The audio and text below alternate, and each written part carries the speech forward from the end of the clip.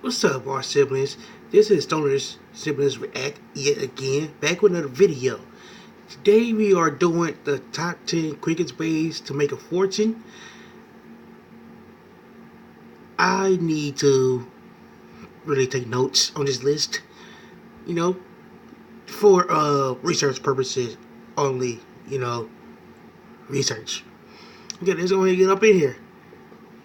Most get-rich-quick schemes fail. However, through knowledge, special talents, or lucky circumstances, you can definitely make a fortune in a short space of time. To prove this, here are the 10 quickest ways people made a fortune. Number 10. Bull riding.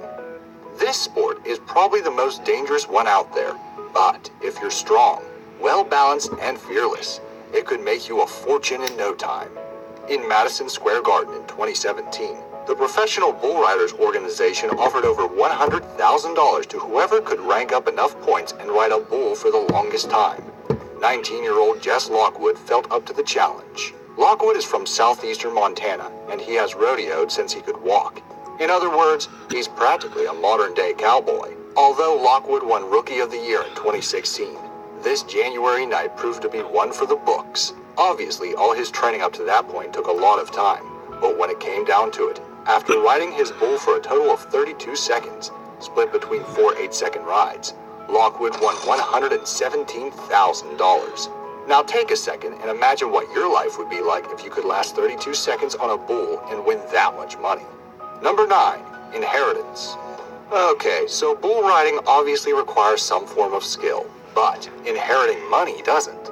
While anyone can inherit a large sum of money at any time, unfortunately, it comes with the passing of a loved one. Though there are times when people have received money without knowing the deceased.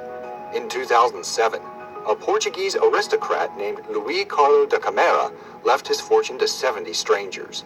13 years before Luís passed away, he randomly chose 70 people in a Lisbon phone directory to be his beneficiaries. His will included a 12-room luxury apartment in Lisbon, a house in North Portugal, a car, and approximately $32,000. Although his beneficiaries pocketed money essentially out of luck, it's certainly not the most anyone has ever inherited.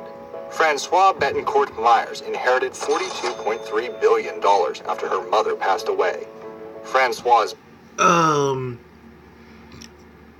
I think this is the best time to say that I was adopted. If not, I am willing to be adopted.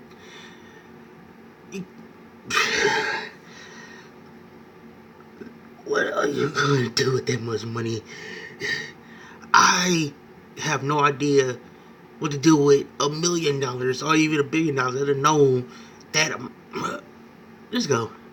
Mother, Lelaine Bettencourt, owned L'Oreal. Since Lelaine's passing, Francois has also inherited the L'Oreal empire and is the richest woman in the world.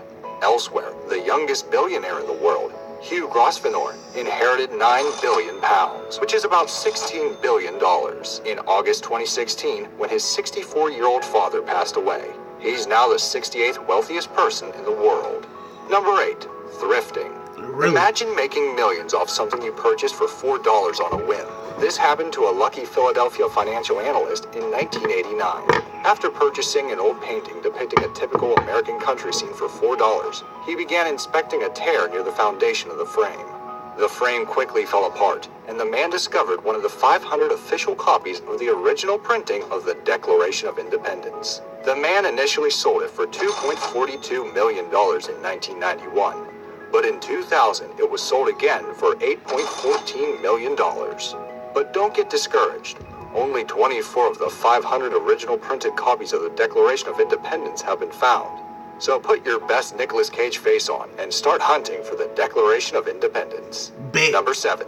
Shorting the U.S. housing market. In 2007, investor John Paulson shorted the U.S. housing market. What this basically meant is that he bet that U.S. house prices would fall. Paulson invested in what was known as credit default swaps and bet against mortgage-backed securities because he estimated a housing crash was about to happen. Within weeks, Paulson's hedge fund firm, Paulson & Co., made approximately $30 billion, doubling its fund size and Paulson earned more than $4 billion of that for himself through management fees. Paulson quickly became world famous for this investment. A similar story led another contrarian investor, Michael Burry, to score big during the crisis, himself earning around $100 million from his bet. His story was even chronicled in The Big Short, which was eventually made into a movie. Number 6. Catching a baseball. After hearing this story, you're most likely going to want to become an avid baseball fan. On September 27, 1998, Phil Ozerski attended the Cardinals game at the Busch Stadium with his co-workers. Suddenly, Cardinals player Mark McGwire hit a record-breaking 70th home run of the season. The ball flung into the crowd, bouncing off the hands of two co-workers and eventually landing in Ozerski's hands. At first, Ozerski was willing to hand over the ball. All he wanted was to meet McGwire, who was his baseball idol. Cardinals officials attempted to negotiate with Ozerski by offering a bat, ball, and jersey signed by McGwire. But Ozerski didn't take the offer. Instead, Ozerski kept the ball and eventually sold it for over $3 million 3.5 months later. Even though it took Ozerski more than 3 months to auction the ball, he essentially acquired his wealth within seconds. Number 5. Living above oil. In 2007, oilmen began drilling on Oscar Stoller's North Dakota property. At first, Stoller was reluctant of the drilling. He believed drilling was pointless because there was no way there would be anything substantial under his land. Boy, was Stoller wrong. To Stoller's delight, oilmen discovered that his property was sitting on a ton of oil. While exact numbers haven't been released, estimators guess Stoller acquired at least a few $1 million within the time span of a year. Although it took Stoller around a year to become rich, he didn't have to do anything to acquire that wealth. So I guess it pays off to invest in land. Number 4. Fastest $1 billion in 1 month. Hedge fund managers George Soros, Paul Tudor Jones, and Bruce Kovner took a gamble on their guess that the Bank of England would not be able to sustain its peg to euro currencies in 1992. Soros took the leadership role in the group, betting that many European currencies, such as the British pound, were priced too highly in comparison to the German Deutschmark. Soros and his management fund hedged a short position of over $10 billion to cripple the peg, betting that the pound would dramatically fall in value. Within 1 month, the Bank of England was forced to withdraw the pound sterling from the European exchange rate mechanism on what's now known as Black Wednesday. Soros' firm made $7 billion from the bet. Since it's a hedge fund, Soros and his partners each walked away with around 20% of the $7 billion. This translates to around $1.4 billion each. Number 3. Bitcoin. Good old cryptocurrency. Nowadays, even though only a small amount of people truly understand what Bitcoin is, it seems like everyone is trying to get their hands in the Bitcoin pot of gold. Well, Cameron and Tyler Winklevoss are two people who rightly invested in Bitcoin early on. Commonly known as the Winklevoss twins, this duo began investing in Bitcoins in 2013 when it was trading at just $120 per Bitcoin, which means they have around 100,000 Bitcoins.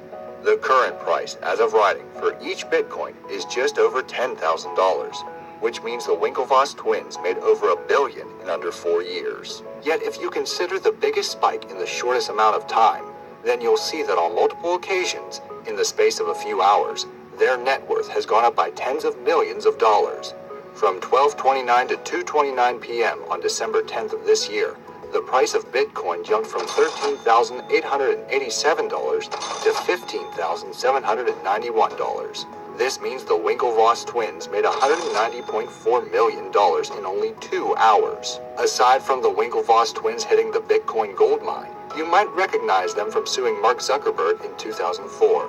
The Winklevoss twins claim Zuckerberg stole their social media platform idea, ConnectU, and used it to create Facebook. The Winklevosses eventually settled for $65 million, which proved to be the fund they used for their Bitcoin investments. Not only did the Winklevosses walk away with a hefty settlement, but their story inspired the 2010 movie The Social Network. Although a lot of people dislike the twins for their lawsuit shenanigans, I have to praise them for their foresight. It's almost like they know which future ideas will be generating all the cash, and they put their money right where their mouth is. Number 2. Okay, you're gonna go and stop it here. So you want to see the last 2? Well, you want to see the rest of this one and the last one. Look at the link in the description. It should be the first one. And go ahead, like, comment, subscribe, share, do all that. You trying to, and we gonna get back at you in another video. Peace from the Stoner Siblings.